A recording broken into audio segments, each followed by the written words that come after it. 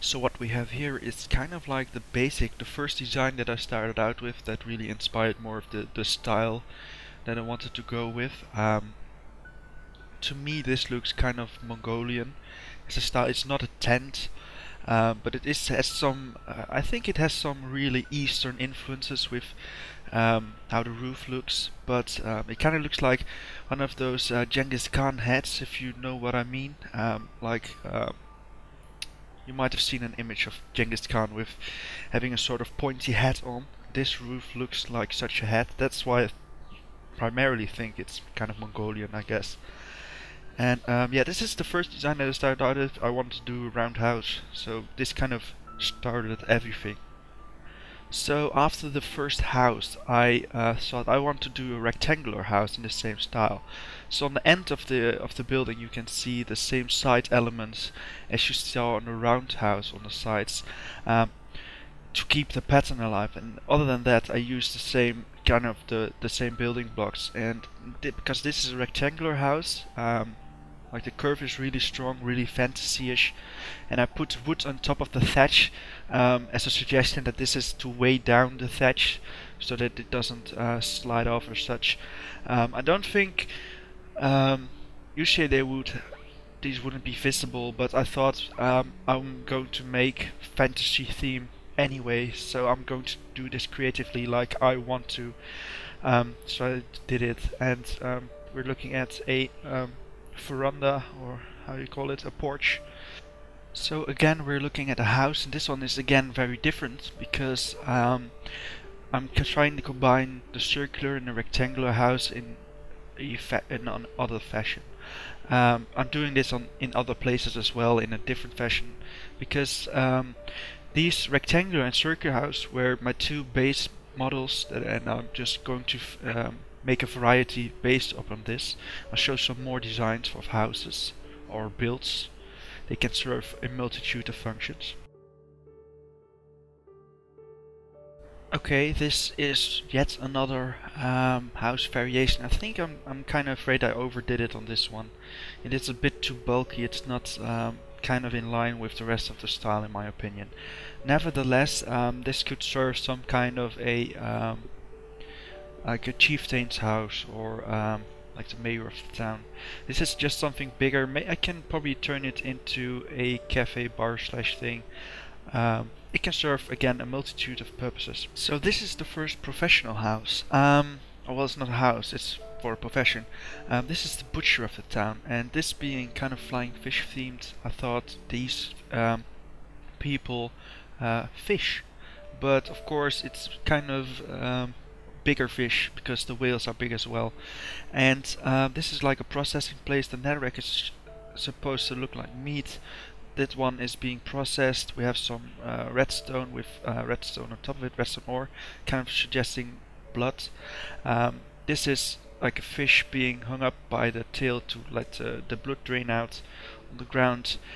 And so yeah, this is the butcher place, and on the shark on the front, as this is kind of the design that I was inspired by after, which I tried to bring back in the butcher shop itself.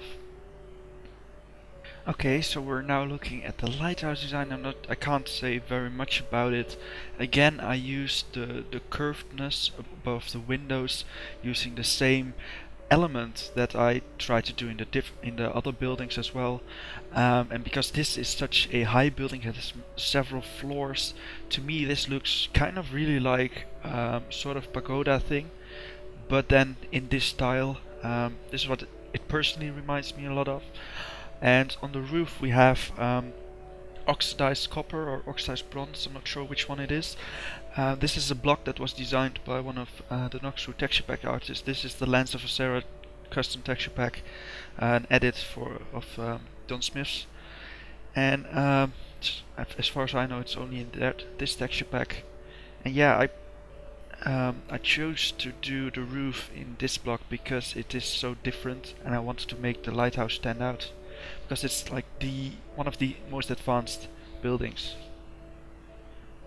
Okay, so now we're looking at the windmill, and me being Dutch, I'm of course very passionate about this build. But yeah, windmill design. It's again it's edge. It is with a lot of wood. Nothing. It's again the line is extended, which I set out. Other than that, this windmill is quite close to other buildings, and I should explain something about like the fantasy realm this would be in.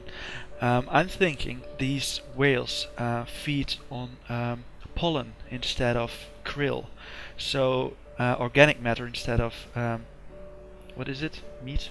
I don't know. And of course they want to have this blown into their mouth just like krill would swim in them, and they would always face to the wind. Therefore the windmill can be quite stagnant and it doesn't have to turn a lot. It will always be kind of in the wind if it's just facing the same direction as the whale. So yeah, this is kind of why this windmill is like, because all the Dutch people will be totally all in the comments saying, oh, this wouldn't work. But that is why I did it like this. And I think like how I picture it, this would work just fine. But this is a sawmill pretty much. I don't think they particularly produce much wheat, or but it probably be converted as well. So this building is something complete different. You might think that this is a chieftain's house because the roof is so overpowering, but it isn't. This is again a kind of a really technical, advanced build that isn't. This is another reason why it is fantasy. But I think this is an observatory, and in any early civilization, the moon, the stars, they are so important for culture and stuff. This is like, it's inspired so many religions and such that I really felt I wanted to put an observatory in, because I think it's just such a major important part that I want to signify quite a bit. And it's not like technologically it would be way too advanced for these people. I think the Lighthouse is still quite manageable.